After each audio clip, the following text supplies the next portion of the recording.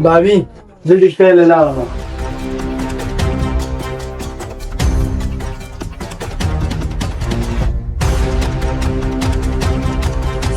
سمیر کوم ځای؟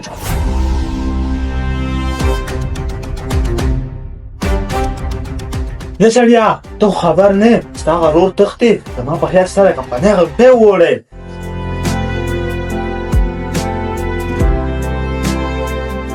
یا ښځې دا ته څه په ظلم لس کې؟ هغه خو زما کشر ورور دی، هغه داسې غلط کار نشي کولی.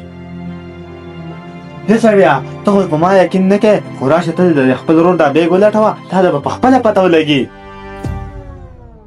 یا ښځې زما ورور چېرته داسې غلط کار نشي کولی، خو چې ته دومره خبرې کې راځه چې ویې ګورو. راځه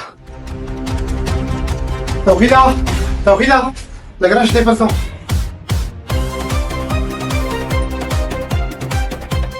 ستا پیسې چې کوم دی هغه ده پټې کړلې، ته ول دا بیګ لږ ولټوه. ته بابي دا تاسو څه خبرې کوئ؟ ما خو پیسې نه دي اخیستې او زه به د ده نه پیسې پټومه. دا خو زما ورور دی، دا پیسې خو زه د ده نه هسې م اخیستی شمه. او که نه ښځې دا خبره خو ټیک ده که نه، دا خو زما سکر ورور دی او دې داسې کار چېرته نشي کولی.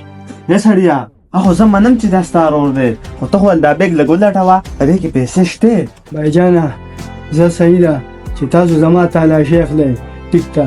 که چېرې دا پیسې زما سره میلاو شوې نو ما به د کور نه وباسئ، او که زما نه علاوه د بل چا سره میلاو شوې نو هغه کس به د کور نه وباسئ. ټیک ده ته د ده د بیګ د تالاشي واخله، پیسې چې چا سره میلاو شي هم هغه کس په کور نه وځي.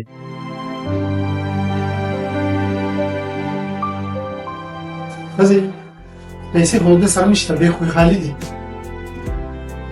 بایجانه زه چې د کور نه وځم د دې د وجې نه زه دا بیګ تش وړم چې هسې نه په ما څوک الزام ولري.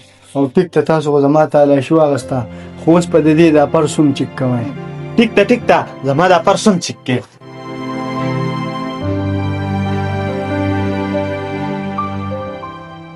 دا څنګه چل دی؟ ستا په دې بیګ کې خو دا پیسې ما.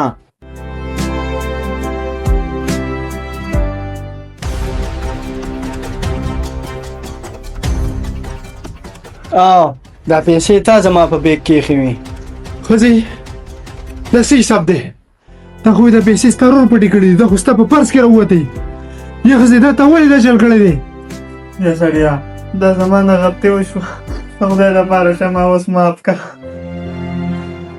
بایجانه دا داسې چلو چې دا ولګېده زما په دې بیګ کې پیسې کېښودې، زما چې څنګه خیال شو ما راواغستې او د دې په دې پرس کې مې کېښودې.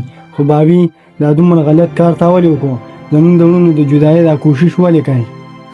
یا سړیا دا چل ما څنګه کړی و که نه، دی چې زموږ سره په دې کور کې پاتې کېږي نو زموږ خرچه ډېره زیاته لګي. نو ما دا چل څنګه وکړو چې موږ د کور په دې پیسو کې ځان له بچت پاتې کړو. نو ما وی چې دی به ځان له په خپله مخه سي، زموږ په دې کور په دې پیسو کې چې کوم دی موږ به ځان له بچت کړو. یا ښځې دا خو ته ډېره غټه بېوقوفه ښځه. دا کس چې دی دا خو زما ورور دی، په دې کور کې چې څومره حصه زما ده دوره پکې د ده ده، نو تا ولې بیا دا چل کوو؟ بابي تاسو د خرچې خبره کوئ؟ زه خو چې کومه تنخواه اخلم نو ټوله تنخواه خپل د ورور اکاونټ ته لیږم، خو د ده نه د خرچې له پیسې ځکه غواړم چې ده ته عزت میلاویږي، زه دې له عزت ورکوم. یا ښځې ته خو ډېر عجیبه ښځه، هغه زما کشر ورور دی، هغه ما له عزت راکړي. او باقي د دې پیسو خبره شوه نو موږ لومبې دا وعده کړې وه چې دا پیسې د چا سره میلاو شوې هغه سړی به زه د دې کوره وباسم. اوس چې دی اوس تاسو د دې کوره وباسم. وځه زما د کوره، وځه زما د کوره. خدای لپاره شه اوس ما معاف کړه، بیا به نه کوو. وځه زما د کوره. یا سړیا زه ستا نه او ستا د ورور نه معافي غواړم، د خدای لپاره شه ما د دې کور نه مه وباسې. وځه د دې چې خو زه په دې کور کې ضرورت نشته. وځه